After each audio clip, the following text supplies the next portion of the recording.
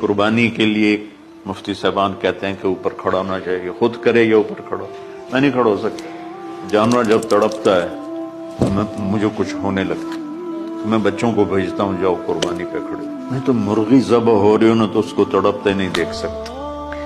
جیسے ابراہیم علیہ السلام کا تصور کر کے میری چیخیں نکل کہ انہوں نے جب ان کی کمر پہ گوڈا رکھا ہوگا یوں کر کے، ہاتھ باندھے پاؤں باندھے